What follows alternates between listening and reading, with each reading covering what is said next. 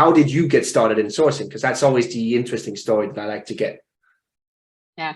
So the interesting story for the audience will be that we met in person, and we sit down together in one of the events that were in Amsterdam. We ate pizza, but it's okay. So it's interesting. Yeah, I ended up first in recruitment after I was working as a lawyer in the company. It was an IT company. I came as a lawyer. And I was really horrible with forms, like with all these things. Like it was the director was really horrified. But I was really great with people, managing projects, and the things were really moving fast. So he said, "Hey, would you like to try like HR recruitment?" And then I went to MBA, and I started to work as HR/recruiter. And yeah, that's that's the beginning of the like whole IT career. I think it was 2008 when I first time I started to work with IT specialists. I remember how I interviewed my first PHP developer. It was really, really scary and horrible experience because I didn't know like nothing. There's like a blanket.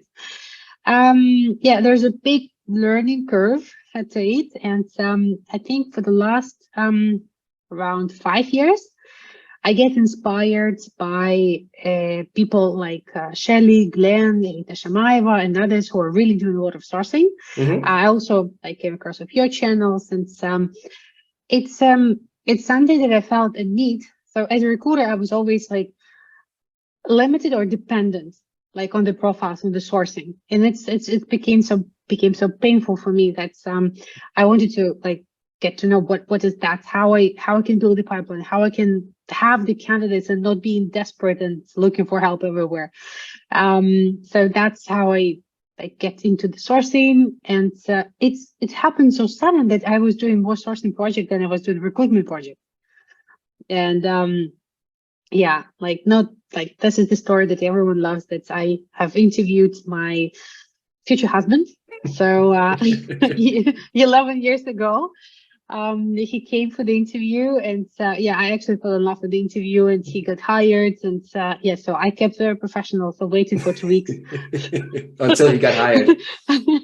No, like yeah, waited for 2 weeks just before I like invited him for lunch. He thought that's just the company nice policy. Exactly, it's like it's an onboarding thing. Yeah.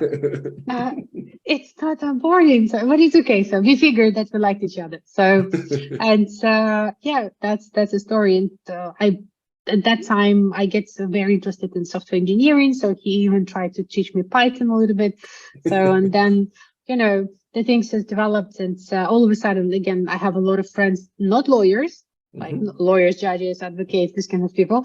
So all of a sudden I have software engineers, system engineers, data scientists, and designers. So like the whole life completely changed. Yeah.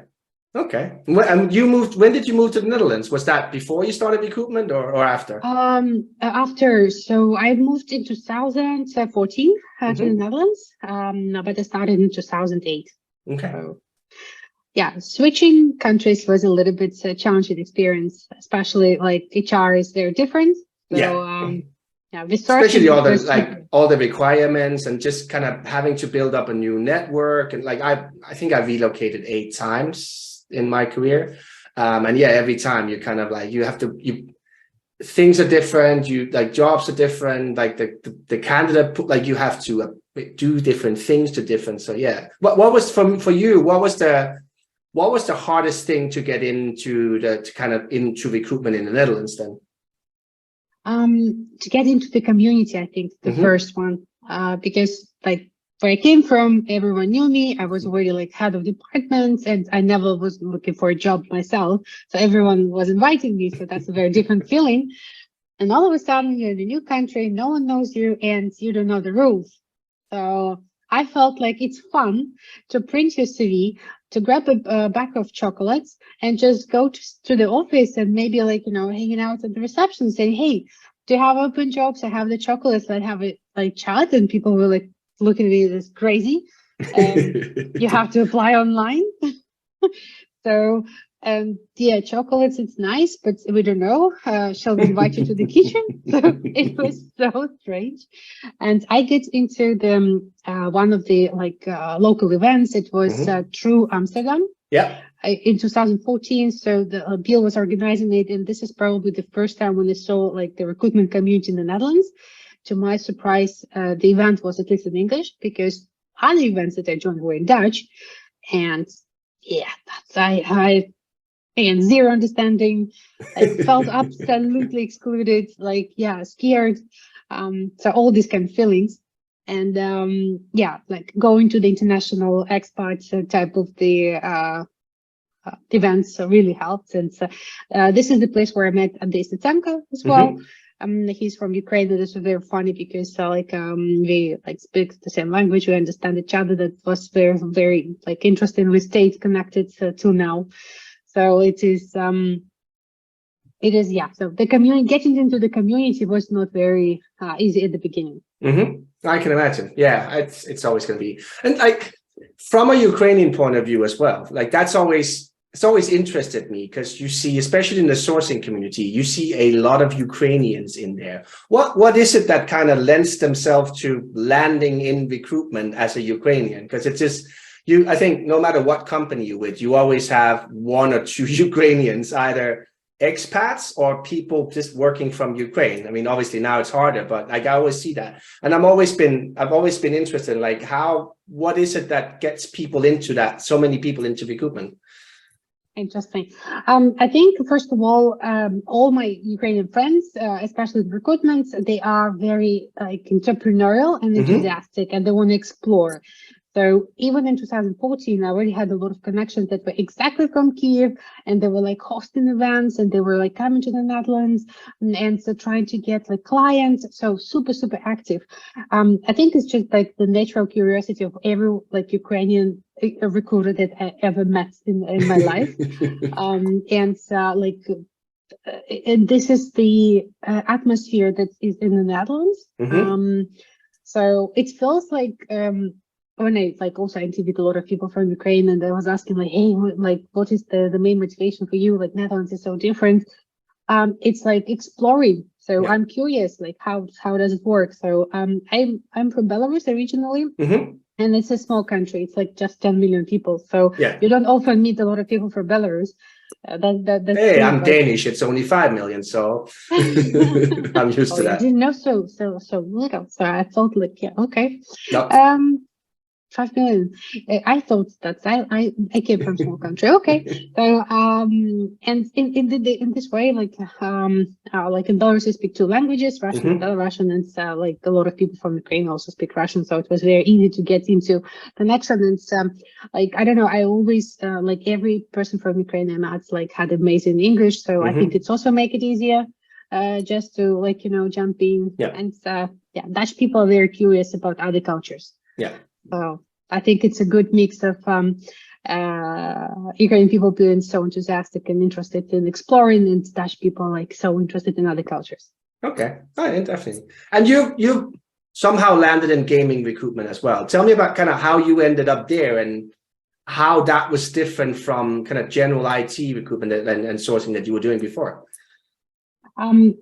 Gaming became a passion because of my husband. So he was playing a lot, and I was curious what he's doing. And he's spending so much time there. So if I want to spend a lot of time with him, so I need to learn, and it became very natural. So we started to play League of Legends. Actually, this is the Riot Games game, and been playing 9 years now. In some games, I even have a higher league, so I'm very proud. It's just the general atmosphere that you get in gaming, and the way how recruitment is done is a bit different. I have never met the person who is not passionate about what they do in gaming. I never met an upset person, in a way, oh my God, if I need to draw another bush or another tree or another something else, I'm going to kill myself, or this kind of thing. So people are also very hardworking. So there is I think it's also part of, especially from the development point of view, a lot of especially the kind of AAA game, they could work on it for 5-10 years without anybody really seeing it. Like you have one of those, like the big AAA games that it's a bit like big blockbuster movies. It's like, look, we've been working on this for 5 years and nobody had ever seen it. And then you release it. It's like, it's either going to work or it's going to bomb completely. And so that you need to have a lot of passion. It's true, passion, motivation, and a lot of things are done internally to support this. The way how teams are organized, the way how the benefits are structured. Because I think in gaming right now, one of the things that's reminded to everyone not to be like a hero, not to sacrifice yourself for the games. You have to take care take a good care of yourself. Take a break, time off, sign up for some well-being. Apps, this kind of thing. So I've noticed that the way how gaming operates, like your passion, so you don't see the difference between your working time, especially when you're remote. So to be honest, I also can start like 7 in the morning because I'm so excited, and I will be ending like somewhere 9 and 10 in the evening. And it's just like because I love it, but I like sometimes I don't recognize it. I'm actually tired, but I still love it. So yeah. The benefits of I also noticed they changed, and I think recruitment is also a little bit challenging because all AAA companies want people with AAA experience. Yeah, the games have different styles. The games have different a way how they develop different platforms, and so you have to learn a little bit how they are made, and the pool of candidates could be smaller. So I think this is the challenge for the sourcers, and it is interesting. So I work right now with Singapore and Shanghai. It's complete change. So my brain, like everything I learned about Europe, I've completely need to forgot. It's not. No, you have to completely get rid of that. Yeah. Like that's never happened. And then you enter China and Singapore, and you're okay. So the rules are different again. So I think if anyone is watching this show and thinking about I would like to find a job that is always different, that is always bringing me challenges, go in sourcing. Yeah. Because you will get the job looking for a software engineer in Shanghai, and you will learn that they don't use traditional ways, and recruiters are actually respected. What do you mean? Of course they're going to be on LinkedIn, right? No, LinkedIn is banned in China. Yeah, they're not going to be on LinkedIn, so most of them will not. And the way how they used to work, and so the way where they hanging out, like in the WeChat and in groups that they create, and the agencies are really like one of the most popular ways to find a good candidate. So as an internal sourcer, I always compete with agencies. So that's also interesting because the agencies are really doing a good job. But another thing that was also very interesting for me, and a big shift, is that the way how you build the search strings, the words you're using, translate into another language, and learning how software engineers calling themselves. Because what I've noticed, that's also a very big difference. Their titles are software engineer, go figure. So they don't care that much. I feel like, I'm sorry, I don't want to speak for whole China, software engineering, but it feels like they don't care that much about the title. And you have to investigate a little bit more to get to know what the person actually is doing. So are you looking more of kind of what companies they've been with, and then they've done a similar, or how do you go about it, especially with a country like China? Yeah, it's one of the ways. So you try to map the markets, and you try to see, okay, so in this market, there are a company that's having approximately the same type of games. And so you're checking the job post or the specialist, what type of languages, technologies they use, and you try to see if they can be your company competitors that you can try to grab the talent from. This is one way, but you can also try to cross-reference them in different other social media platforms. There are a lot of them, like the local TikTok, the local tools that they use, and I think that's in a way, finding personal websites, that was very interesting for me, that it is easier than finding someone's profile. Somebody's social profile, yeah. Okay. Speaking of tools then, what kind of tools do you have that you can actually use? To use, like, there are so many tools for different reasons there. What do you mean, Mark? Specific, I For what? mean, Yeah. when you're looking in gaming or specifically in Asia, do you have go-to tools, or is it very much kind of like, well, it depends on every kind of different situation? It would depend a little bit on the type of specialist I'm looking for. For example, for the artist, I will have different places where I'm going to go. Of course, I will X-ray ArtStation because it's very popular in China and all over the world. I will try to X-ray other websites that are similar to it. If I'm looking for a software engineer, yeah, it's going to be Glossary Tech. So that's always like a Chrome extension. So probably we can add links later. Yeah, absolutely. I will be going to the advanced search on GitHub. I will be going to X-ray GitHub as well, because you can use the keywordings, like sourcing on GitHub itself. Insights only give you, I think it's only give you good results if you're looking for a specific language and location. Yeah. But if you would like to find the phrase, so you have to go and actually X-ray. So I can show it. So it's just like a small thing that I developed for myself. Anytime when I need to source for anything, so I don't know if my screen big enough, hopefully. It should be. Yeah, so anytime I have a source, so I am trying to build all the ways to try down for myself all the ways how I can source there, so that I don't need to recreate it all the time. So okay, good. Of course, links are changing. So I completely agree with someone say, hey, but the way how you source is changing. So yeah, but because I'm using it on a daily basis, so I'm trying to keep it updated. So it doesn't matter which country. If I'm looking for software engineers, I will go for GitHub. And the easy way, like to start with advanced search.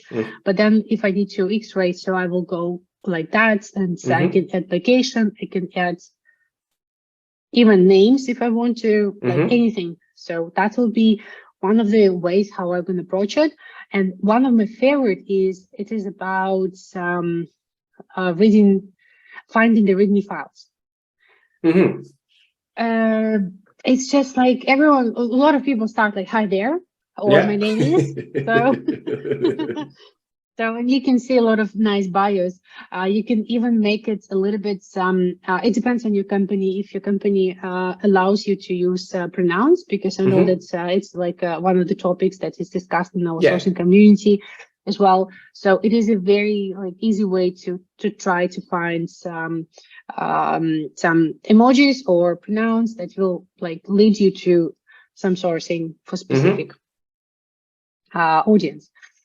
So that would be my go-to. So yeah, I need to check this one because I think this one is broken. So that's why I highlighted it. So yeah, it's like a work in progress. So I found it very helpful. So anytime when I need to search for anything, so I will go for like some extensions, like OctoHR is very helpful for GitHub, and Glossary Tech. If you don't know Glossary Tech, so anyone, please, you must have it, because it's just like, it's a learning tool. So that's what I tell everybody as well. Like when you start a search, like, look, make sure you understand everything that you're supposed to search for, and use Glossary Tech to make, like, you know, to dig into it and find out what's a synonyms for it, what's frameworks within that, so that you're not excluding people because they might have something that you don't know, that you understand as much of it as possible. Yeah, it's like, I think it's one of the things that make me always feel like I don't know anything about, not anything, but I always feel like challenged that I can't tell that I know everything in sourcing, because things are changing. You know, you remember the times where we were like front-end engineers were just front-end engineers. They were using JavaScript, and it's like, you know, it was very easy. So now JavaScript is used for backend as well. And now you got the Node.js coming and all of that, and then all of a sudden, now the front-end people are full stack, and you never know anymore. And Node.js, some people say, hey, it's not the programming language. And then you're like, and you have to stay up to date with that. So and if you don't understand the terms, this is like a free Chrome extension. You can install it, and you can have the like keywords highlighted, and you can read about them, what they mean, even finding the synonyms for you. So this way, you have to educate yourself. I personally think that okay, so probably like tomatoes gonna like fly my way, but I don't think you can even reach out to a specialist, if you don't know every word that you're going to write down to this person, this is the programming languages, they work this way, so there's alternative programming languages.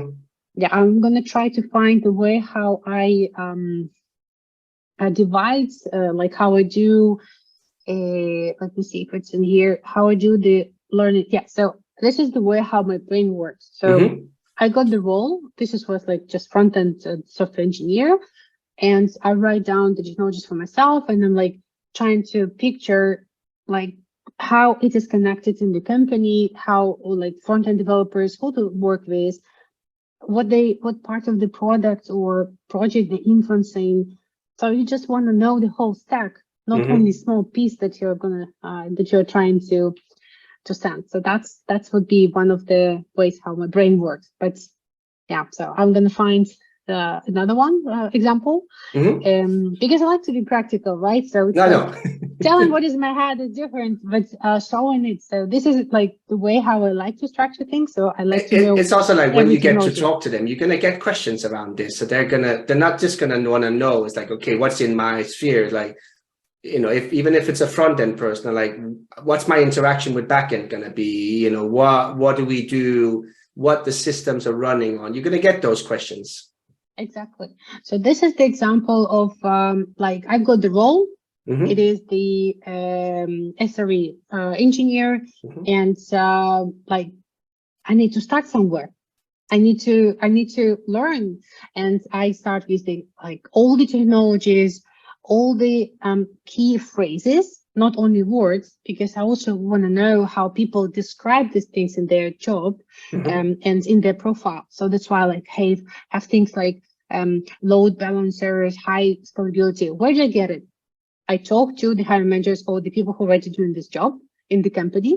If this is a completely new role and I don't know anything about it, I will go to my network on LinkedIn and I will completely be honest, saying, hey, I start to request for this role. My knowledge is limited.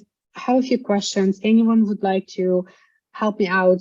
And usually, like software engineers are very kind, and so they like to explain things.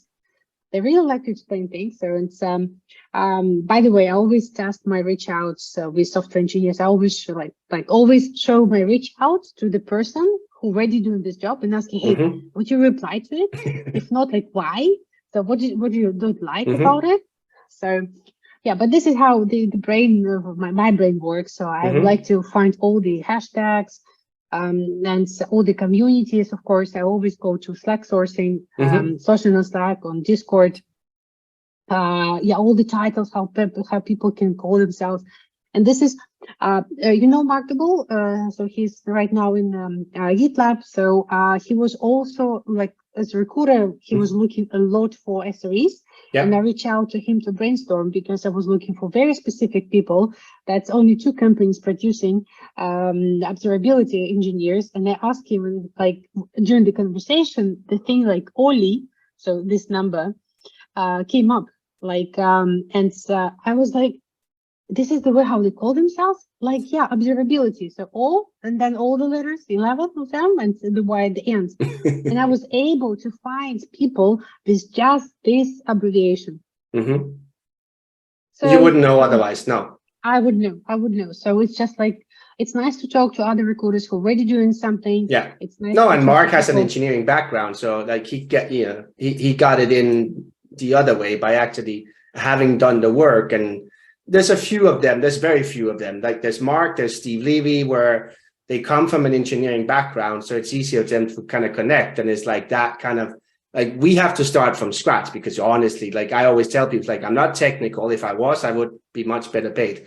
But we still need to understand enough. But if you come from a technical background, it's easier because, like, yeah, you have your husband who's technical and you can at least connect with somebody in that community. But for a lot of the times, it's like, where do I go? So yeah, it's definitely a good point. Where do you go? You go in the communities. So join a Slack community and you start reading the news. You start reading the information about, okay, how people like what they're reading and what are the, you will see the abbreviations even in the communication. Yeah. So recruiters are actually quite often welcome to these communities, just not spamming this No, as long as right? long as you're honest about what you're there for. It's like, look, I'm here to observe and understand what you are looking for when you're looking. Yeah.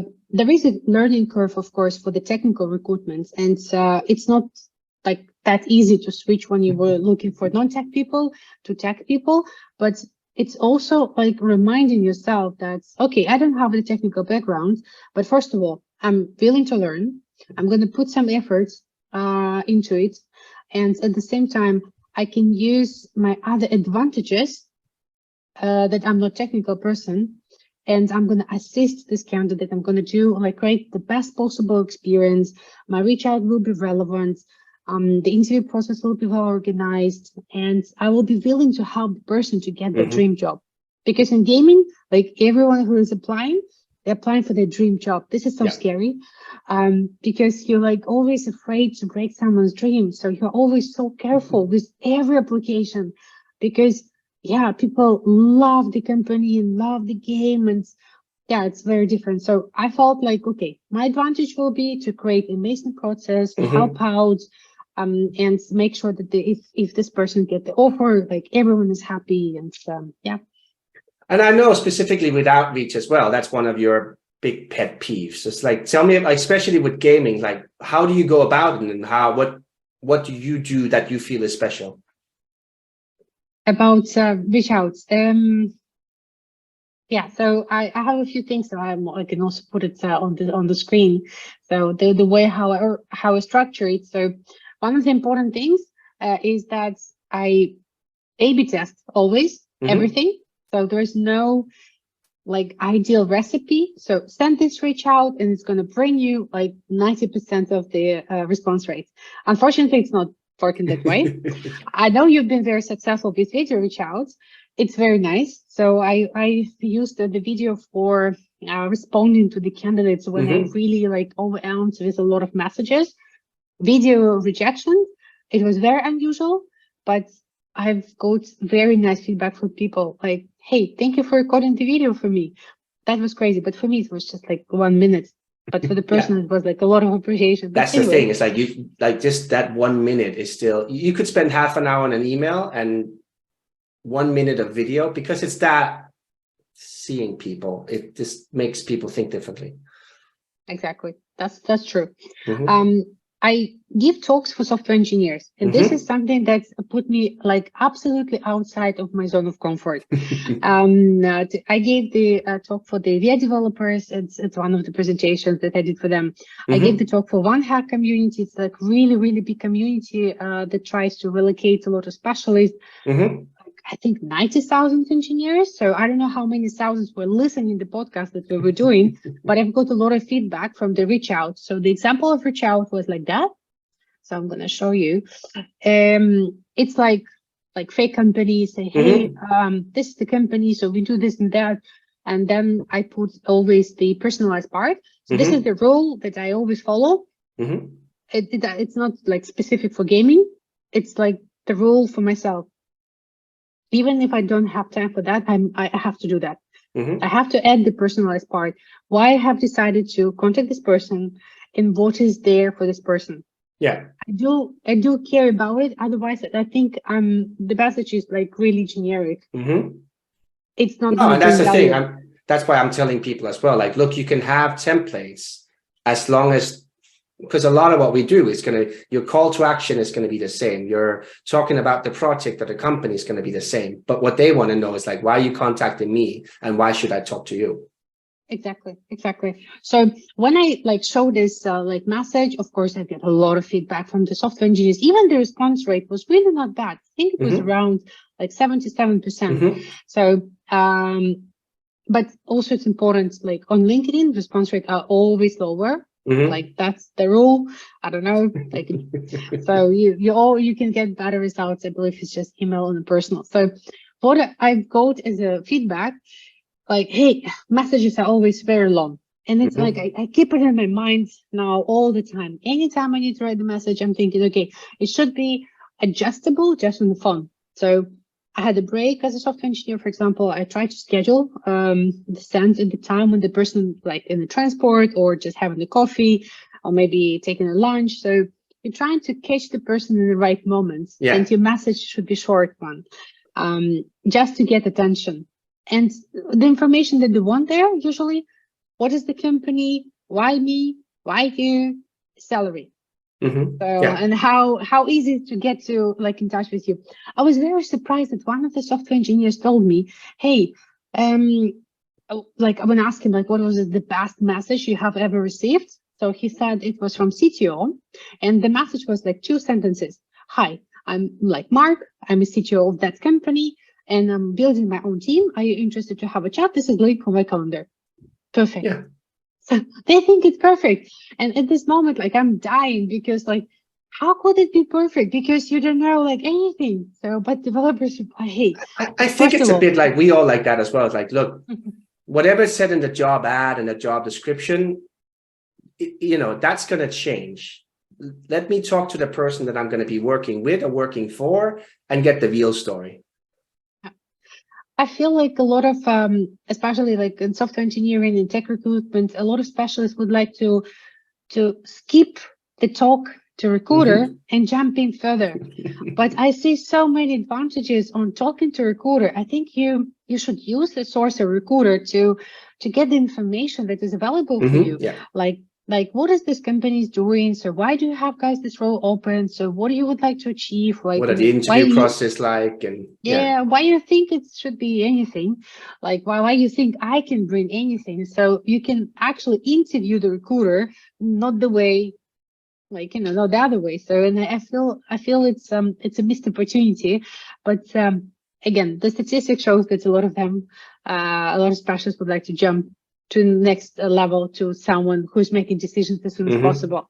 Yeah. Fair enough. But yeah, see some advantages from talking to recruiters. Other things like, the people, like I know everyone wants to see the salary. So I'm not able to put the salary in most of the companies I have worked, I was not able to. But I can, we always have that one as well, where it's like, I can put it, sometimes we can put it, but a lot of the times we also know it's like, I can talk to you and I might realize that you're in a much higher bracket than I thought you were, or you're not quite as senior as I thought you were. So, and I had, and especially American companies, it's like, oh, this is the salary is up to this. And then somebody's like, not experienced enough. That's what they expect. Or somebody who has much more experience, and then it's like, that's too low. So yeah, I understand everybody wants it. But a lot of the time, it's like the reason I don't put it on is because it could be anything from very low to extremely high. And like most recruiters, I think, have had candidates that was way outside of what they said that they would pay, that still got an offer that fit to what they wanted because they fit the role or they had something else. So yeah, I'm always interested in that as well. It's like when I can, I put it on, but then I also know I have people selecting themselves out because of the salary. Yeah, it's true. When I talk to engineers about that, so the main reason was that, they know that there is some kind of budget, and so they just want to know if it fits, if it's even worse for them to have a first chat. So for that, of course, I think you can go differently. You can just provide the range to the recruiter, and then they will be honest and see if it fits to the budget. But psychologically, imagine like someone says, hey, the salary is between like 60 and 90,000. Everything you hear is 90,000. Oh yeah, absolutely. And it's so that just creates a lot of disappointment. But what I think and what I do as well, at least the benefits, and depending on the location, I find it so helpful that, for example, the company I work, so we really like have a lot of social media. So our like insurance is really amazing, and they can add the details. We take care of the partners. We have like, a lot of paternity leave, maternity leave. So this kind of thing. So it could be not relevant to the person, exactly the person I'm reaching out, but it is a very nice, in a way, a little bit unique even benefits that I can add. I can do that in the first reach out, or I can do it as a follow-up. Like, by the way, this is the list of benefits. Please have a look. So this is something that could be, important for you.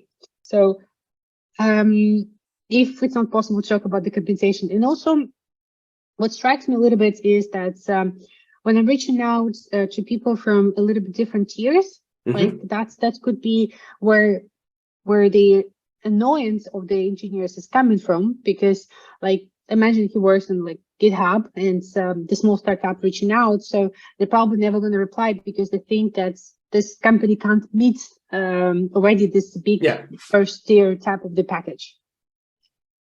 So that could be, but I still think even when you're unknown, you can still make a reach out perfect so that everyone wants to get back to you. Yeah, I mean, there's always something. I've had companies that we worked with that maybe didn't have the best reputation or wasn't the most sexy in the world, and I'm always trying to think, well, look, even if the company is not interesting, there's always something in the team that is. So it's either what's the technical challenge that your team is working on, or what's something interesting about the team that they're going to be working with. There's always something that you can make. There's always something sexy in the role. It's just about finding it. Like I've worked for, really old companies, and that might not look interesting, but it's just you find that everybody finds something that they find interesting.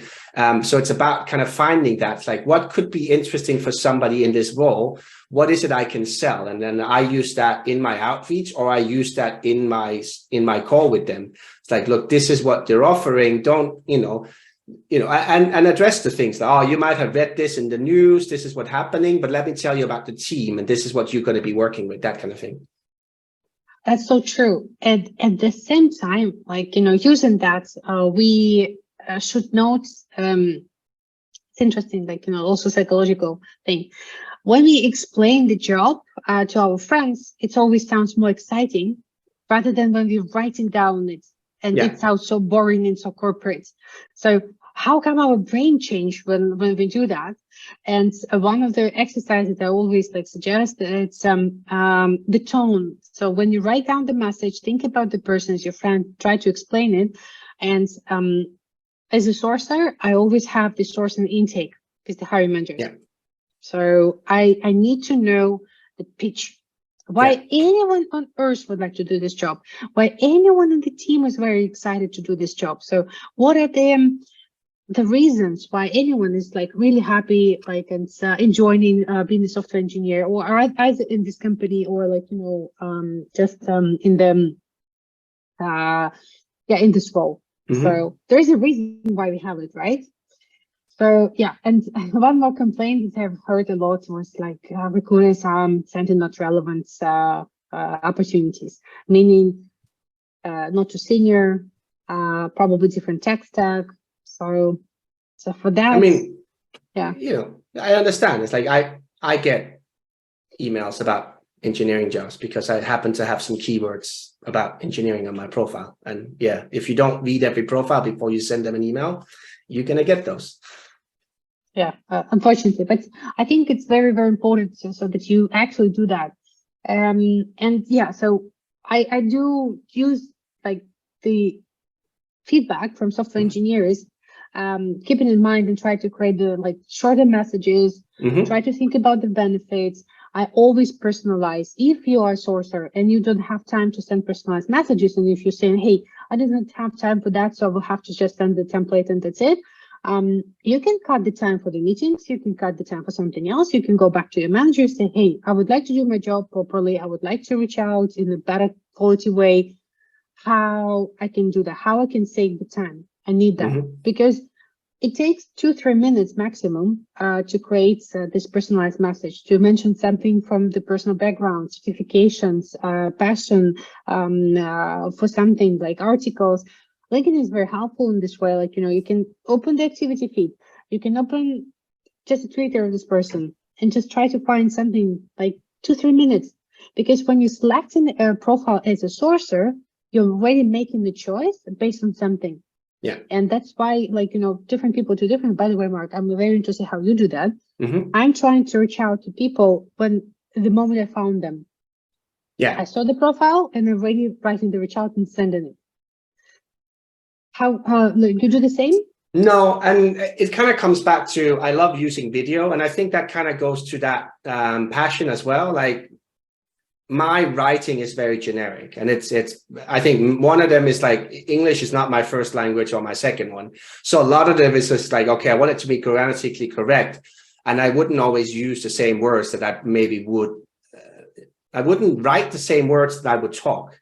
And which is why I found that video works so much for me. But with that as well, it's like I tend to batch things. So I would have like 20 people I want to reach out to. But when I research people, I would put like a field in, so like what's special about them? Like, what is it that made me want to reach out to them? And then either use that in the video, or use what I call a profile video. So like you're on their GitHub page or you're on their website, whatever it is, it's like show them, like, and that's the thumbnail that you have in the video as well, like that they can see. It's like, hold on, this person is on my profile or on my website. It's like, what's that about? Like, it's gonna get them to click. And then having that, it's like, look, I'm reaching out to you because this, this is what caught my eye. This is what I thought was really interesting, but also it's much easier for me to become passionate when I'm standing up, when I'm in front of my computer, when I'm shooting videos, than it is when I'm writing. Like I'm too hard on myself when I write, which is why I don't write big articles. Like I do training, and even my training is like, I have my slides, and then if you follow the same training, like a month apart, it's 2 different trainings, because like I talk over, like, I take my own keywords and then I come up with different things on it. So even when I shoot videos, I like having 10 or 20 videos and shoot them at the same time. I still have a script, which is that's the generic part. It's just like, what's my opening, what's the pitch, and what's my call to action. And then the middle of it is like, what's specific? Why am I reaching out to you? What's like, why you, and what's in it for you? That's the things that I would have. So sometimes I do a mail merge and having that as a document, so I can just kind of run through and I can shoot. It's not long videos. It's 1 minute. Some of them is 30 seconds. It's 1 minute.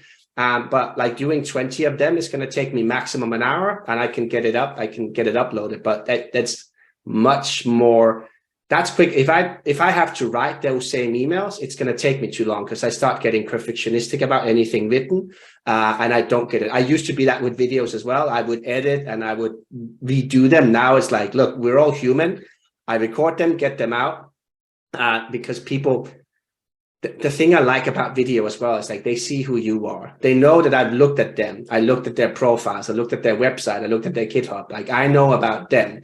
They don't know anything about me. So my signature isn't going to tell them about me. And I don't expect them to click and go to my LinkedIn or, read anything. Like nobody's going to do that if you just get an email.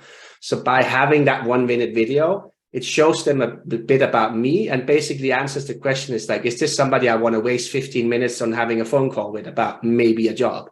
And that's my call to action. It's like, look, do you have 15 minutes where we can talk about, if you should be looking one day, what would you be looking for? Like I tend not to pitch jobs, but I pitch that I want to talk careers. And I said, look, I want to have a conversation.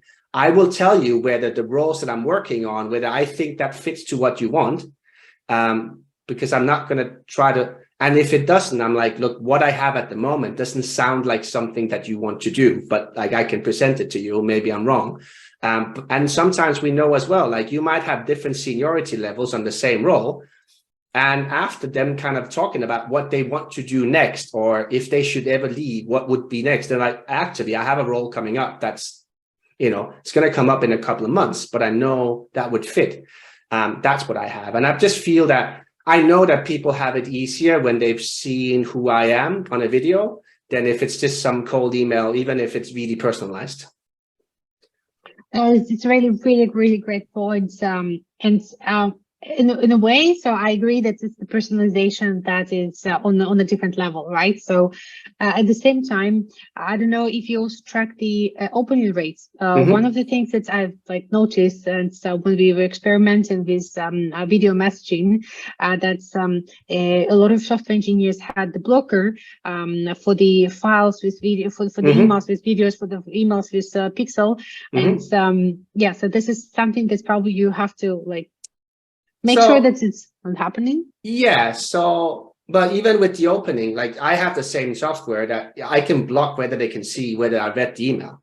And I know that my videos, like I have a thumbnail of the video that's clickable, but underneath I have the full URL as well. It's also, I've done cybersecurity. They don't click Very on important. anything. Yes, So for exactly. me, it's like, and I don't care how ugly it is. It's like, I know it's ugly, but I want them to see it's like, look, it's a landing page on my video delivery software, you know, this is where you're going to end up. This is, and, you know, and it is, and with it now as well, the way I have it linked is that my email program, it's linked with their email address. And so, but I want them to see that what the link is, so that I know it's like they're not going to click on it unless they know where it goes. So I stopped using shorteners or anything like that, because I know it's like, it's not, they're not going to click on it unless they see the whole, no matter how ugly. Exactly. So for me, it's more about like, how can I make it the URL as nice looking as possible without shortening it, like that is still, you end up where I say you end up. And I switched off a lot of tracking that's not necessary. Look, at the end of the day, I'm interested in whether you open the email and then whether you know, clicked on the call to action, which is always a calendar link for me, or I know whether you looked at the video, because you're going to end up on a website where, you know, I send it to you. So if it, like, if you opened it, like if it's open, it's because you opened it. And then you see sometimes, you know, the same video being opened 10 times because they send it to their friends, which is nice. But that's always interesting.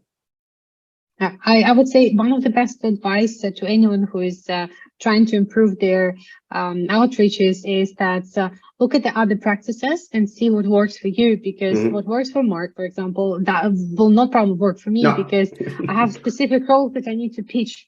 So me trying to record a few videos and send it, so definitely curious. I definitely want to try it because it works for Mark. So we always should chat something that works for someone else.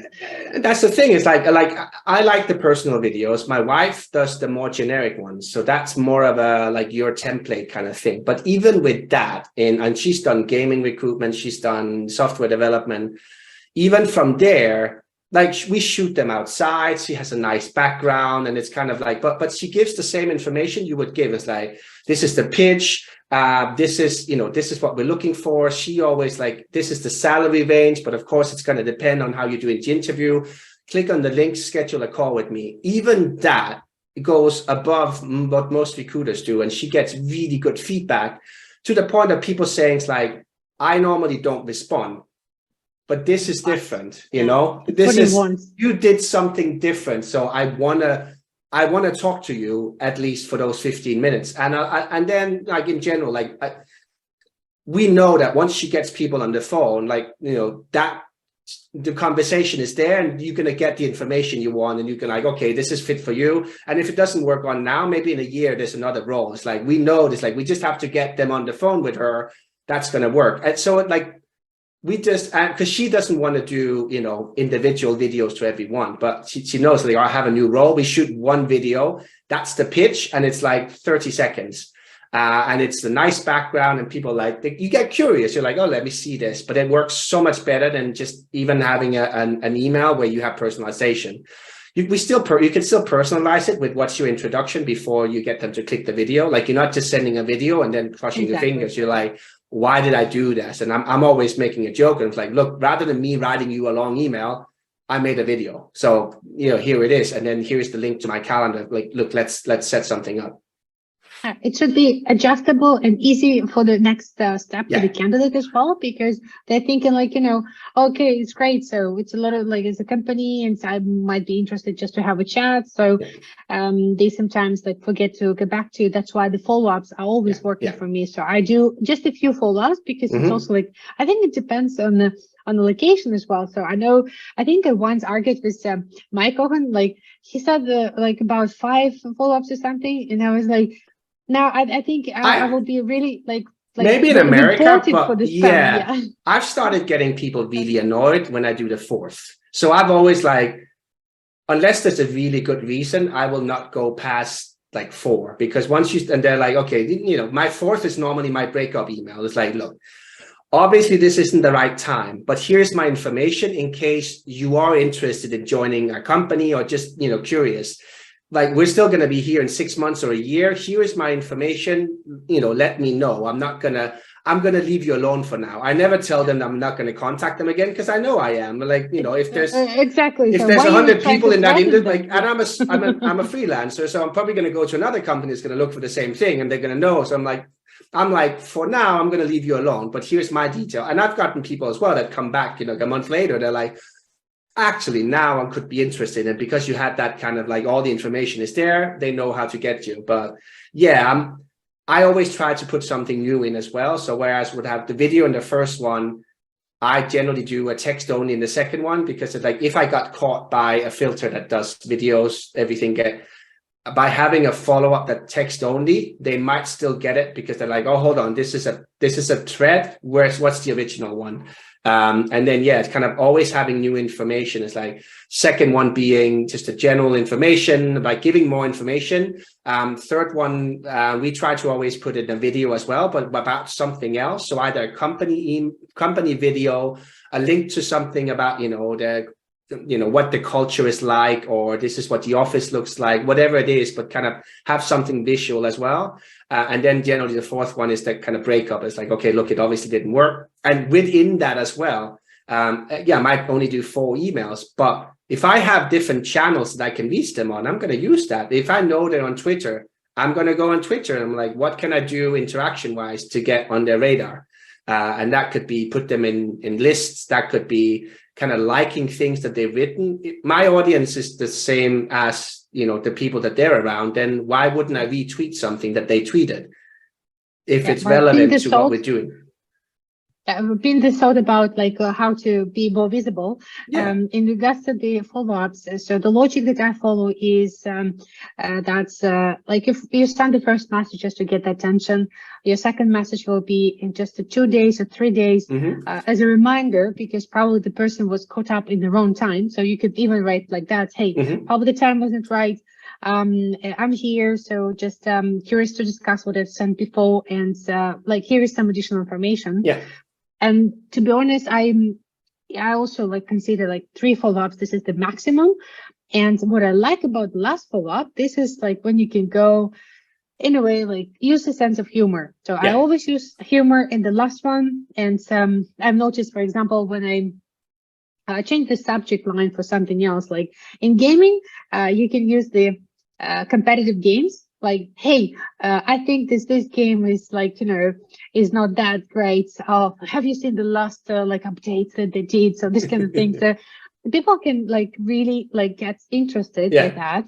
I also found it funny. So one of the sources shared with me experience. They used the last email to like list like 11 reasons why no one replies to Alla. And so the like the first reason, like, she had red hair. The second reason, so something like that. So because I'm not looking for a job, or like she was wrong with the timing, this kind of things. You can. I also remember like threatening people that no worries, it's a bedtime. Obviously, hoping everything's okay with you, but I will reach out again in like 3 weeks. Like, and people are like, okay, so no, it's like, oh no, really gonna reach out. So I would probably like, you know, like, I respond now. And so that's like your last email, it's like building relationships. So what I also noticed that companies are doing, they send the promo codes in like open source companies, they send them, hey, by the way, this is a repository that is open where you can get a lot of instruments. Just use it for your own good or share with someone else. That's actually also very good. It's giving value. Yeah, exactly. So, and I found it also very helpful if you can add something like, hey, this is our company blog. You can just follow us there if you don't want to like talk to us right now. And or like, we are planning to launch some new games like next year, so you can be the first one to check out, sign up for the beta. The link is here. So you can always like think about something that could be attractive and could be with a little bit of sense of humor. But don't forget about the subject line, because I've been recruited by software engineers a few times in my life. And I think as a recruiter or tech sourcer, to get the job when you've been approached by a developer, that's a lot of fun. And what I've noticed, what they did, they actually obviously looked at my LinkedIn profile very carefully. mentions a few things that they know about the companies I've worked. Oh, by the way, you worked in that company, so they use this tech stack. So it means that you've been recruited for these people, right? Be similar to us, yeah. Exactly, a bit similar. And then it's a short message like, hey, let's catch up, like let's just get to know each other, because I believe in the team, so we need recruiter or sourcer. But the subject line was always fun. Like once I go to the subject line is a song. Should I stay or should I go? And I opened it. I was like, oh, what is that? So someone even went to my Spotify recently because Spotify was launching, the wrap up of the year, like the favorite song, and I received a reach out like super fresh from the company saying like, hey, I've noticed that your favorite song and is Eminem. I'm not afraid that I don't know how it happened. So to be honest. And they say like, hey, let's talk because this is like also my favorite. Yeah, if people did that to me, they're probably gonna get it wrong, because like if they start telling me that Blackpink is my favorite, then it could be because my daughter is using my account. But yeah. Yeah, I posted it online. So so that leads me to the interesting topic that you just raised about how to get attention of people you're looking for. Like for me, of course, if I reach out to someone on LinkedIn, it's not going to be my last resort. I will try to find the email address, or if there's no email address, I will try to approach the person in other social medias. Yeah. On Twitter, you can always text someone and say, hey, like nice article, really like where should I follow you to get more information? And this is a very nice approach that I used always. Hey, I would like to learn from you. So what is the best way to follow your content or to follow the activities that you do? People like get a little bit confused, but like intrigued, and like, yeah, I have a few posts. It's like, and you start the conversation. So that's what you want, in a way, right? You want to start the conversation. I've noticed also that people react when you start following them on LinkedIn as well. Like I, instead of contacting, I follow them. And and the person reply, hey, I noticed you're following me. So do you connect with them or? No, just to follow. Just follow, and then, for example, somewhere I send the email address, and people notice like, oh yeah, you just recently started following me, and okay, so are you like interested in me? Yeah, I generally we used to do that a lot more, especially when there wasn't any limit on it. But depending on what it is, it works for tech as well. But we did it especially with non-tech. Actually connecting with people. You have 300 characters in the personalization of the connection request. You can write a lot in 300 characters. I don't pitch the job in that, but I'm like, it's no secret I'm a recruiter. So if I'm connected with you, it's probably because of that. But I'm always just being funny with it, like, just having a bit of fun with it. It's like, well, look, I noticed we're not connected here, so let's change that kind of thing, and just I have probably 60% response on that, just people actually connecting. And then once you're connected with them, it's like you have LinkedIn messages, you have their email address, 90% of the time, depending on what settings they have. But then, like, you have some, and it's especially if it's somebody it's like, okay, it might not work now, but they're they're the kind of people that we always look for. Then you kind of start building up as well. Like, then if people see you on LinkedIn, they can see you're connected with people that they're connected with. It's like, yeah, that works for certain type of people, especially if I'm working with a startup that nobody's heard of. I like that kind of thing because it's more of a getting in and actually getting them. Or if I just can't find an email address absolutely anywhere and I know that they're on LinkedIn, I'll try to connect with them.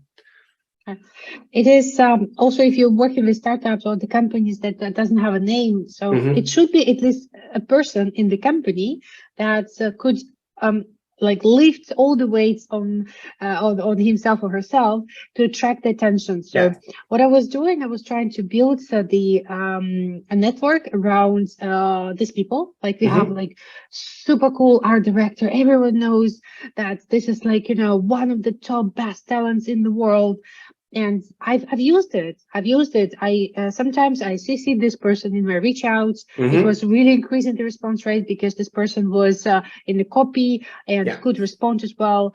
I was sharing the current team profiles and current team portfolios because if you're hiring for like artists or like developers, like, hey guys, this is the people that we work with, and we also help our software engineers and the artists to grow their network, because they can make referrals, they can just have a casual chat with people and bring nice people to the company, because in a way, I think nurturing the talents is the job of everyone in the company. Yeah. So you want to attract them by just being there, like collaborating with some communities. I was recently on it's a small community on Discord, and they were doing like demos for the like just their graduates in art, and like they were building the small games. And I grabbed one of the hiring managers as well, so that we just sit and like watch the stream, how people presented. We learned so much. Like, first of all, of course, it's very like hard for the interns, like for the people who like just graduated, like you know, to present. And no, it's new, exactly. It's But they did an amazing job, and then we felt like it's interesting because the people who are like the mentors of these people, these are potentially the people that I want to hire, because they are very experienced to grow this type of the talent. No, and they are comfortable enough with giving time to mentor these ones as well. Yeah, and you just in the community of people that you're potentially interested. So I never felt that it's a waste of time to talk to someone casually, just to get to know someone, and like, hey, maybe. Yeah, the timing is wrong right now, but let's keep in touch. And a lot of leads were coming later from these people. Yeah. Hey, I'm not interested myself, but I see my friends doing this and that. So I've noticed that quite often people tag me on LinkedIn saying, hey, Alla, maybe you can help. Maybe you're interested. So that's what you get from the casual chats. Yeah. You've done since the lockdown as well. I know you've done a lot for the recruitment and sourcing community. Tell me kind of like how that came about and how you got it started, and what you're doing now. At first I needed to scale the sourcing efforts for some of the roles, for some of the clients, and I get into the communities myself. So I joined like Slack community for DevOps, Slack community for front-end engineers based in Germany, these kind of things. And I've got very excited how the exchange of the knowledge and memes and books and everything is happening. So I got very excited about that. And in 2020, when the COVID started, a lot of us immediately started to work remote, and I was missing like the community, people. Yeah. And I started to organize every Friday, absolutely for free, or like 30 minutes, 1 hour sourcing sessions. I called it One Party because it's a remote party, and people joined. I was very surprised.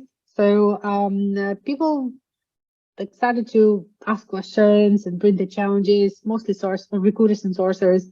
And then even software engineers sometimes was visiting and like asking the question, hey, how I can improve my CV, how I can improve my LinkedIn profile. That was amazing. And since then, every Friday still for almost like 2 years, I'm doing that. So it's still on. So you can reach out for a link. And I created the Discord group for that, so that we can exchange all the ideas, all the challenges. And I'm planning to help more people who lost their job, especially sources and recruiters. Especially a lot of them now, yeah. It's just like it's horrible. I spoke also with Irina Shamayeva, like, hey, how we can help these people, and because in gaming I feel like we're less affected because because you have a longer time horizon. Like you're not as if, I mean, as we kind of talked about, there might be 3 years or 5 years to build the game, so you're not gonna cut that all down because you still have a timeline of when you want to release the game, and it's not going to be as much relying on what the interest rate is. Yeah, it's true. And it's also the markets, if you're like using investments to survive, then probably this is the hard time. But if you have a stable income as a company, so it's like, it's all good. So what I was thinking, and I'm going to do that in January to organize to like these few one parties for the demo, like try to like people like sources and recruiters pitching themselves. Yeah.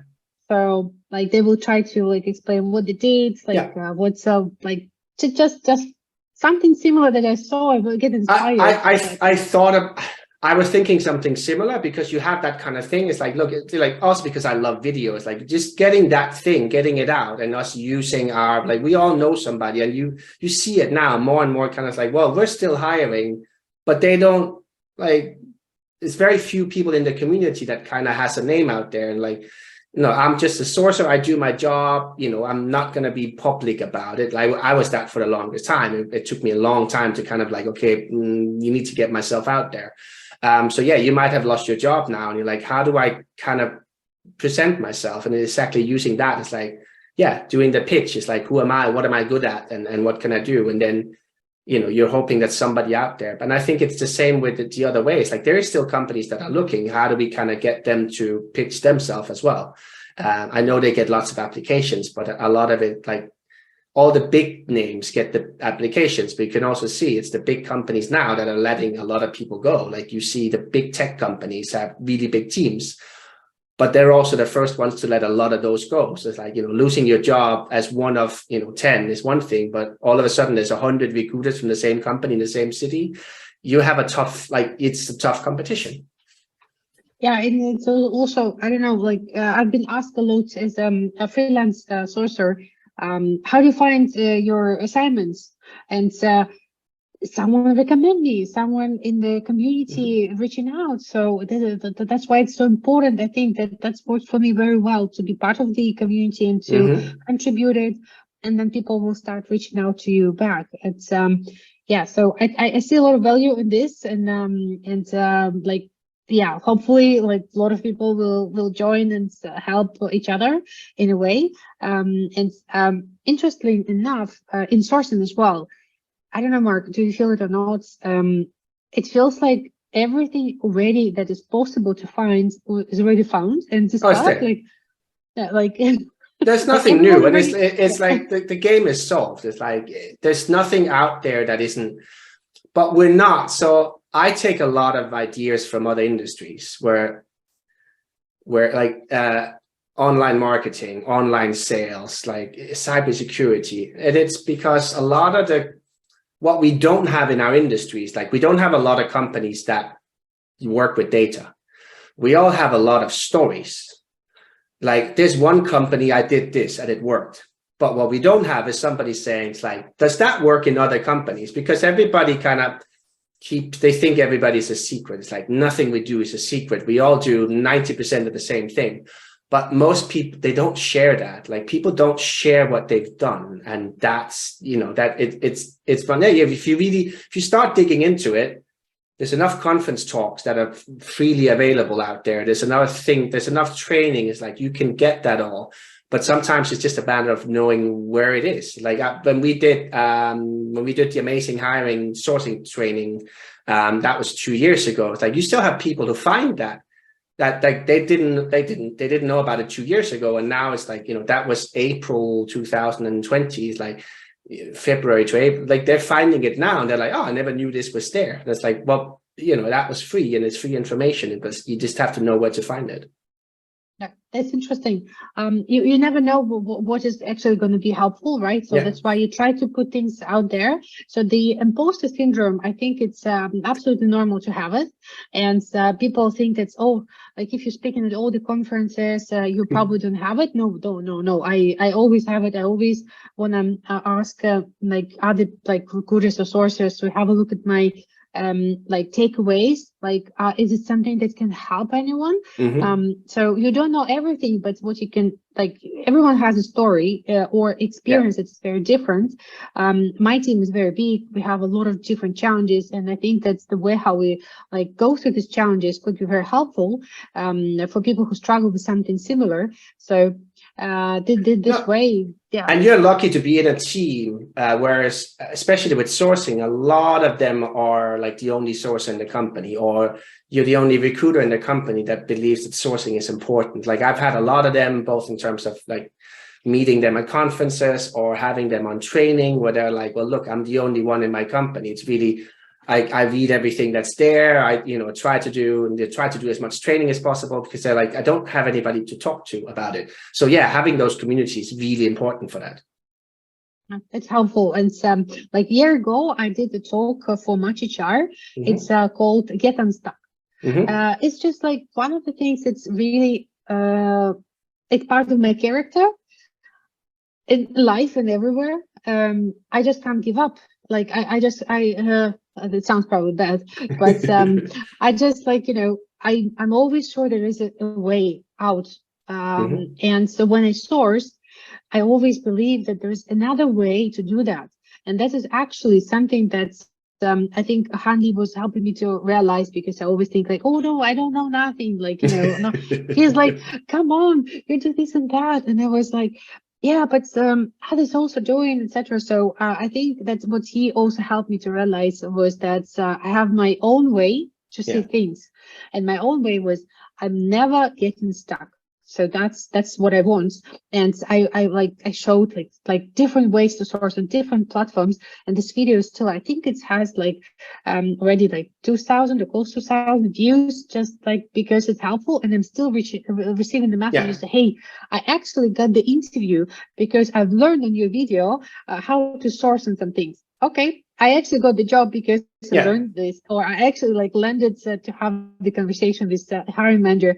I'm so happy about that. So, and I think that's this is the great way. It's scary to go public. Is scary to put your to show the way how you source is also scary, because it could be like, maybe someone is doing that better. So for some reason, there's always going to be somebody who does it better. But it's always, and it's exactly what I say as well. It's like, look, if one person gets something from your story, that's a win. It's like, I love spending time on conferences or on training or on videos, because it's like, if something I say changes something in one person, then it's worth it. It's like, it doesn't have to be thousands or hundreds. That is like, you're just trying to get one person to learn something, or to take an idea and like, hold on, and I know that, because a lot of the things that I do is an idea that I got from a podcast or a video or from somewhere else. And I'm like, I wonder whether that would work for me, or if that would work in recruitment. And then you're trying it out and like, oh, it actually works. And then you might be doing that for 6 years before anybody else realizes that it works. But it's like, you get those ideas, and if you share them, somebody else is going to get something out of it. And the sourcing mindset, I think it's about finding the ways and testing, like A/B testing a lot, because even when you do the presentation or using the tool in a very short time, all of a sudden the tool is not working, and all your strategies like falling apart. So for me, I use this exercise. Every 2 weeks I change the sourcing strategy for the roles that I'm working on. I'm making some kind of retrospective meeting for myself, like what I have done in 2 weeks, and was it effective? I need to maybe change my reach out. I need to probably switch to another channels. And this is actually what I'm thinking right now. Maybe again, I'm inspired by people I'm surrounded. Data and sourcing in data is something that I see as my next challenge, because I do believe sourcers have a career. Sources is a very senior job, and you could be a manager, you could be head of sourcing. It's not a junior job, junior recruiter. So that is like very important. I'm happy to call myself a sourcer, and I've done recruitment for 21 years, and like that, I don't need more title than that, because it's like, I'm a sourcer, and because it's a specialism. It is in a way you can do so much with it. And if like for me, the next step probably right now is to like dive into a little bit data analytics and understand how I can connect it with what I do, because as you said, we're always learning from other specialists. So from software engineers, I've learned like the way how they work, so the way how the process are organized, what is agile, what is the CI/CD and this kind of thing. So I learned something that helped me understand how to look for these candidates as well. From marketing, I learned like all these like things like copywriting, selling, and this kind of things. And right now, I feel like I, as a sourcer, I have so much data that I can make a really good use of it. No, and I think we've seen it from software developers. Like, you have Stack Overflow to ask questions and get answers from other people who've done similar thing.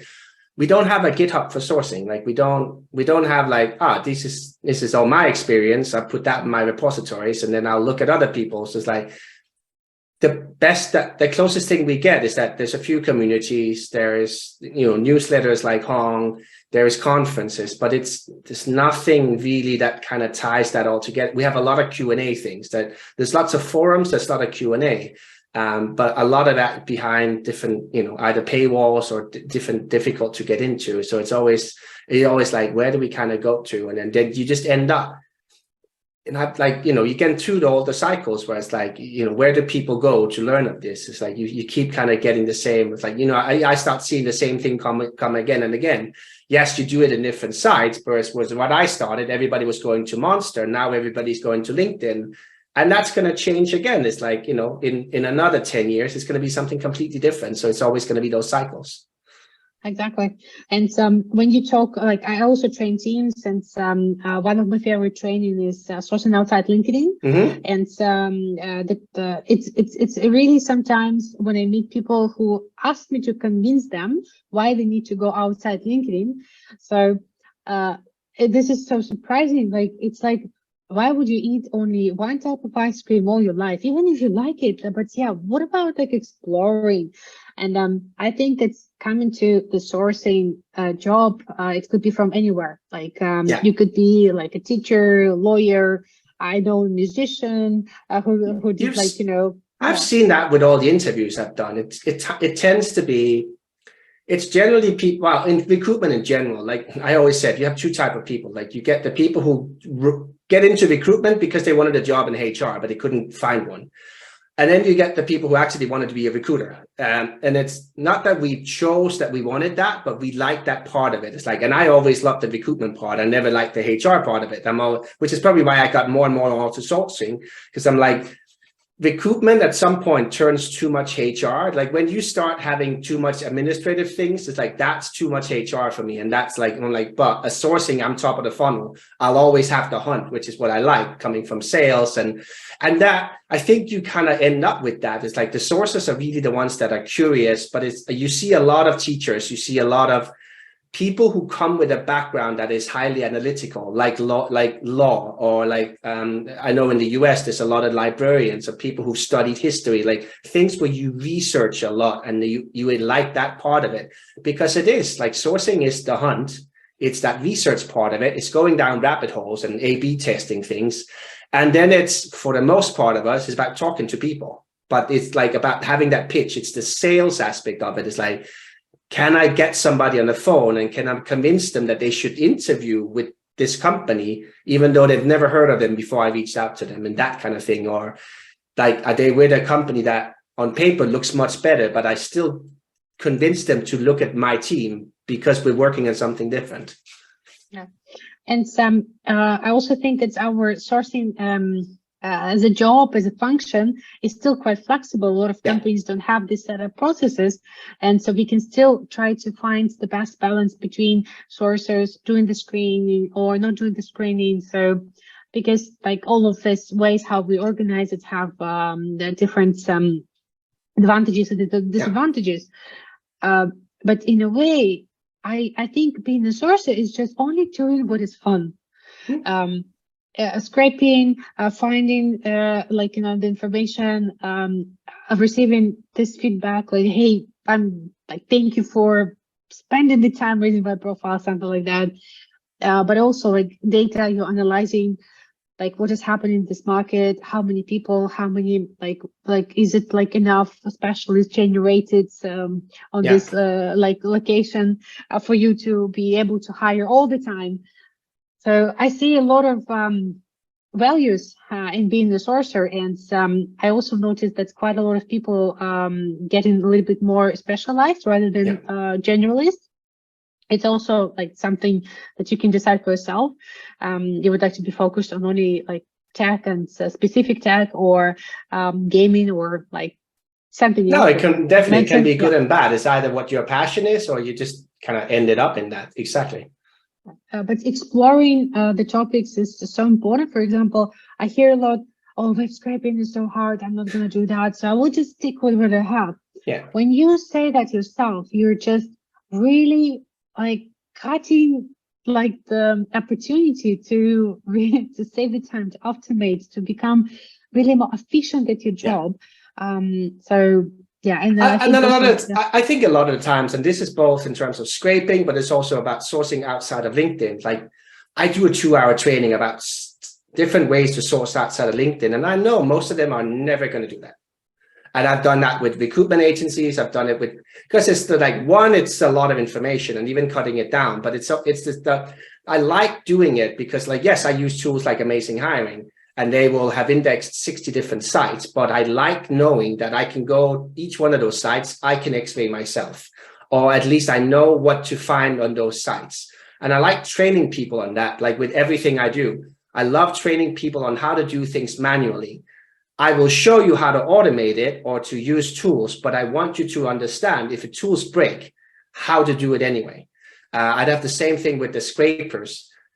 I know there's scrapers out there where you literally click a button and you have everything you want. And that's like, I don't like them personally. So what I like showing people how to write their own recipe based on XML. And they're like, that's too, but it's too hard.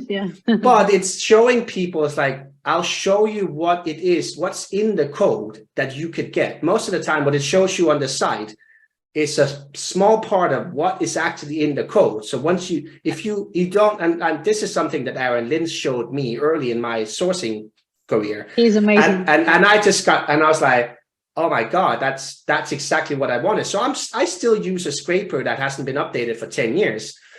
Because it's like, and every time I switch computer or I switch like to another login, I have to set up recipes again. But it's exactly like you're saying, it's like you keep making sure you change the way you source. I do the same thing with what I scrape. It was like, hold on, maybe I want something different. Like in this site, like what data is in the source code? Like what data is in the XML? What is it not showing me? Is there hidden fields that I can scrape, but that I can't see and things like that? So I love showing people. And I've done that with a training that I have a couple of times. And people are like, of course, they're going to go back and look at the recording of it. And they're like, this isn't hard. To the point was like, I have something like data miners. Like it's too, the UI and UX is too dumbed down for me. Like, I don't like it because you're not showing me what it is you're doing anymore. So I don't have control.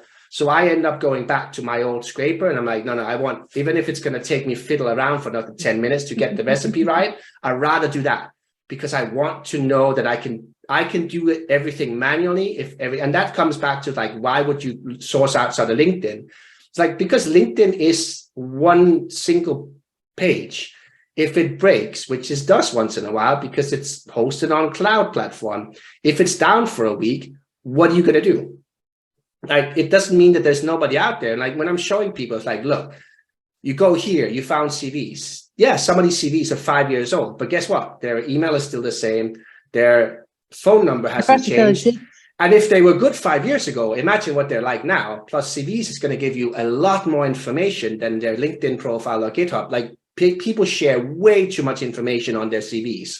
It's some countries, especially like Germany, where they have, pictures on it and things like that, like way too much. Like they'll give you their address. They'll give you like I've had management consultants that list every project that they've ever worked on for some of the big consulting houses, which I know is confidential information, but people think because I put it on my CV, like everybody should know that. And it's public data most of the time. So showing people like, where are these CVs? Like, what are those repositories that have publicly available CVs for pretty much any role?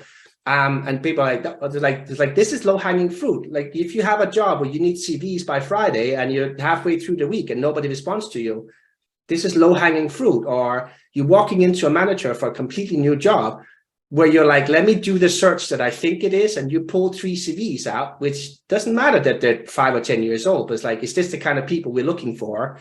You're going to get able to calibrate much better than if you're like, okay, let me go away and I'll come back and I'll send you some profiles and we're going to go from there. Having something tangible, or like you said, you lose glossary tech to kind of understand. I use is like, I'm going to do my Boolean to what I think I'm looking for, and then look at those CVs and say, what else are they saying that they work with? Like, my job description doesn't mention this, and this, but all of the people that I find have that. So maybe I should go back and ask if that's important or if, what it is.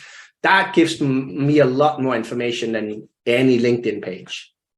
It's so true. Like, I agree with everything, and like, understanding how it works. I think that's a very important principle that we also like should use in our daily life. If something is wrong with LinkedIn search, the filters are really sometimes like, not giving you what you want, and it's always the limitations. LinkedIn giving you only this one. Google gives you 200 results per your search, and everywhere you meet the limitations. I use Instant Data Scraper, very, very easy. Like, I found all the speakers.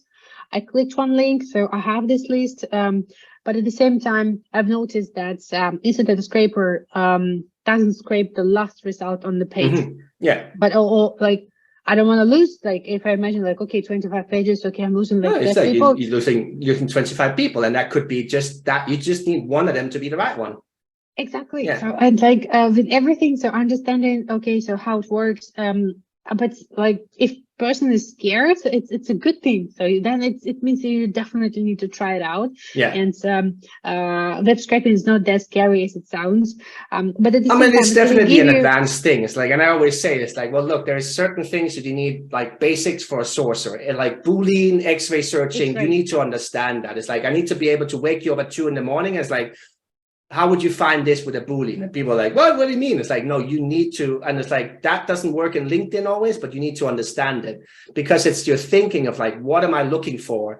What's my ors and what's my ands and what's my definitely nots? It's like, that's the way I want you to think, because that's the way you need to analyze the jobs to understand what you're looking for. And that's why I'm always like, your Boolean needs to be good, because that means you understand the job.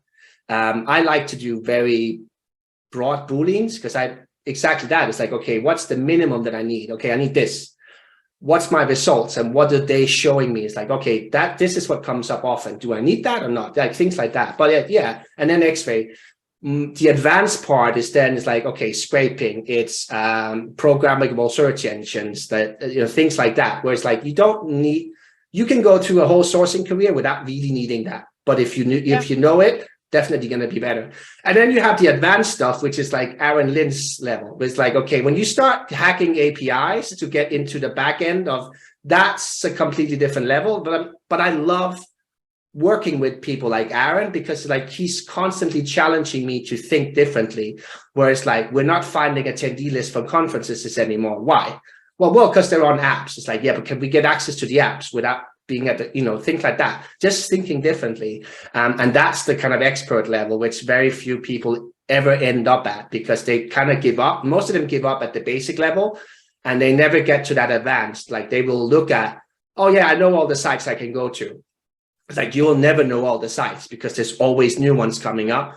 And then scraping is just like, it's about data. It's about you taking data from where you found it, and to get down to a level where it's like, how can I manipulate the data that I found so that I can use that data in other searches, like that I can use the knowledge that I get out of it? I'd much rather look at an Excel sheet with 1,000 lines of search results than to look at a search, because I'm like, I can read more from that. And I love doing statistics on that. It's like, what companies are these people from? Where did they come from before that? And like, what's the skills that they generally have? Like things like that. What's their titles?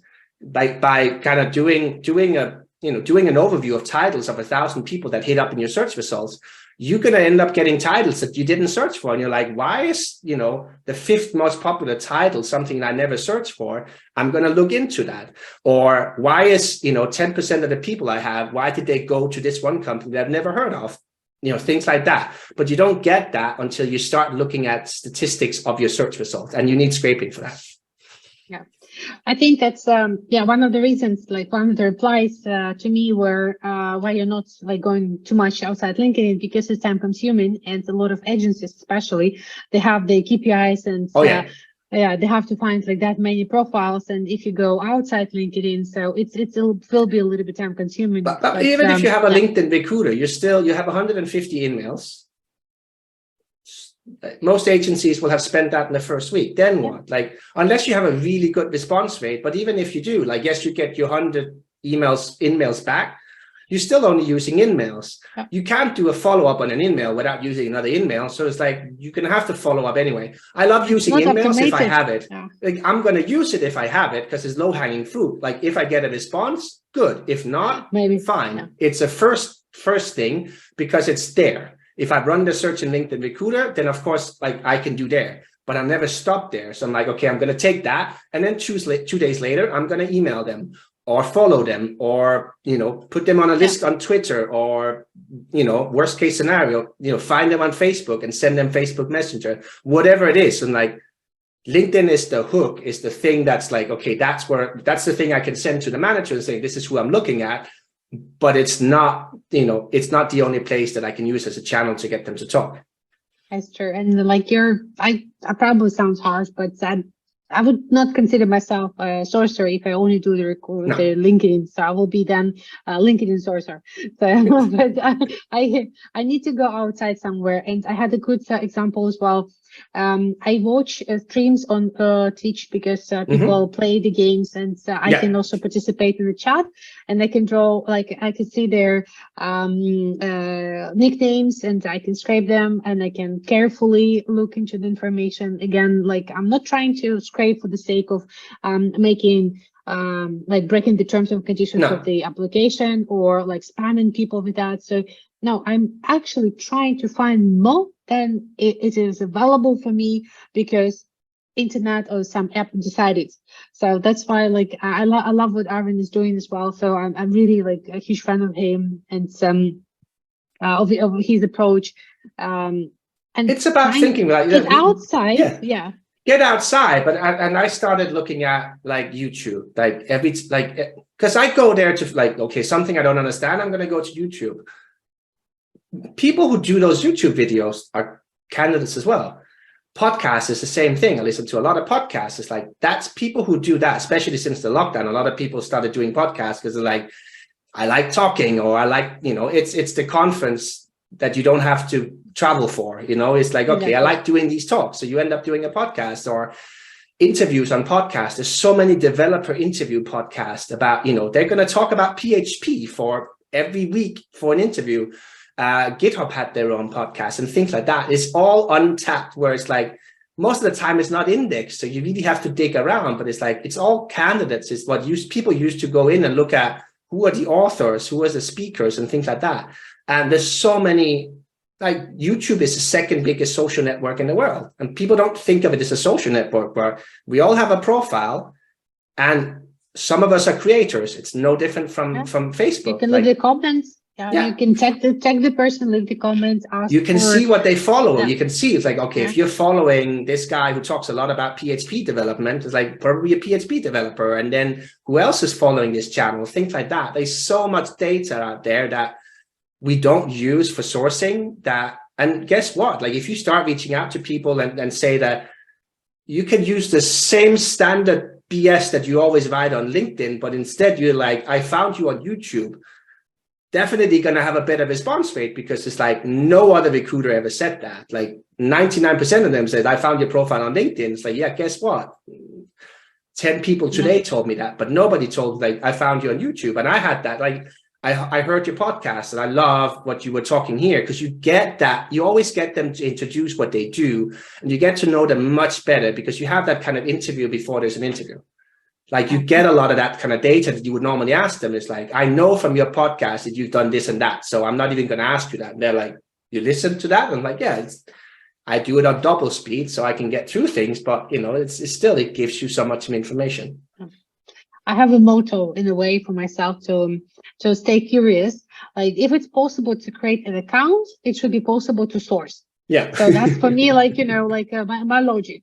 If I can have accounts on YouTube, so that means that I can find the users from YouTube. If I can have a summoner name, like, you know, play the game, so I should be able to find other players. I remember when Jan was telling people, it's like, well, look, developers have Airbnb, like you can go in there and people are like, oh no, you shouldn't. It's like, but again, it's like a lot of developers don't share a lot, but in their profile on Airbnb, they share way too much. Like, I'm a software developer, you know where they live because you know where their house is, kind of thing. It's like, and I remember people were like, oh, it's very, it's like, yes, but it's a profile, and people put something in their bio.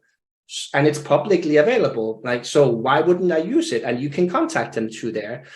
So it's like, yeah, it's all about, not everything. Like, I don't like connecting with people on Facebook because I know that they will be like, nah, that's like, you know, it's like, yeah, I'm never getting like, oh, I saw your family pictures and I thought I was going to reach out. But I like getting to people's Facebook and then clicking on the Facebook Messenger one, because I know this, like, it's something that's probably going to be on their phone. And I get one chance because if I'm not connected with them, it's like, you know, I could send them a message, but it's again, it's like, it's another channel for me to reach out to them. And it shows them that I did a bit of research because I did find them on Facebook. I looked at their Facebook profile, but it's not going to be like, oh yeah, I saw that you have a dog and 2 kids. It's like, no, that's not what it's about. It's more of they have a profile there and there's a channel that I can use for free. So why wouldn't I? That's strange, yeah. So it also, like, sometimes you can find people just by being at the conference and checking the way how people name their phone. Yeah. No, like it's like Alla recruiter or like, you know, Mark engineer. And it's interesting that once, like, I lived in a building that's had the chat for every person living in this building, and I checked them all and I found software engineers. So it's like about having this mindset that there's no limits where you can find the candidates. You can once I love this story. I was at the airport and I was talking to the candidates because my flight was delayed, and I was pitching the role. I was like walking in the lobby back and forth, talking about the role, about the company. I was not selling it to anyone, just to the person on the phone. And you know, I've got 2 hires. The person that I spoke with and the person who was somebody in the lobby. Exactly. Because like she came to me, she said, hey, it sounds like a ideal job for my boyfriend. I was like, where's your boyfriend? So he's getting the coffee. Okay, so the flight is delayed. Let's have a chat. So it's like I don't know, you're always in a way like finding this opportunity. You're always pitching, and you always need. I had the same as, like, I was at a conference and like I had an Airbnb, and the guy that I had the Airbnb from, I talked to him when I arrived because it was a room, and he's like, I was like, oh, what do you do? And he's like, oh, I'm a software developer, and I'm like, really? So it was like I was in Boston in the US, but I'm like, yeah, I'm like, but you never know. It's like, you know, you have those conversations. It's like you never know, and for at least it's like, oh, you work for this company. It's like, tell me more about the company. It's like, for me, it's information that I can store. And then maybe it's about a story. For me, it's always about having stories that you can share with other candidates. It's like, okay, yeah, I talked to somebody from that company once. I was in like that kind of, it's like, it's a story, and it, you know, that helps definitely. Yeah. And I think if you're genuinely interested in the person's story, that's the way to be a good sourcer. So this is the way how you write a good reach out, because you care about the personal story. This is the way to approach these people, treat them during the process, and find the ways to find the small people that are not available for you just on some basic sources, because they just don't use it. So I think it's a great way to form it. Excellent. Alla, if people want to get to know you more about you, or find you, or get more, where would they go? I will share like my LinkedIn, of course. So, but then they will also, in my bio, they will see that I have like a small website. Then they will probably see, this is my tweets. So this is this is my YouTube channel where I post the videos from my talks. So this is probably the best way to get connected.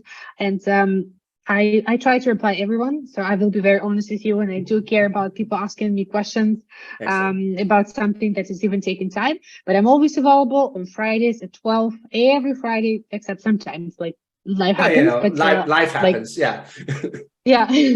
But every Friday at 12, so you can just join my session, like ask people a link, and ask any questions, and I will be there to help you, to support you in any way. Thank you. Well, thank you so much for what you do for the community. I saw you popping up everywhere all of a sudden, especially in the last year. You were co-hosting with Hong for the weekly show and things like that. And you saw like pretty much everywhere. It's like, oh, Alla keeps popping up. And it's like, that's definitely somebody that we should talk to. So, and I love what you do. I know you're giving a lot to the community. So thank you so much for being here as well. Thank you so much. And I hope this conversation will inspire more people to become sourcers.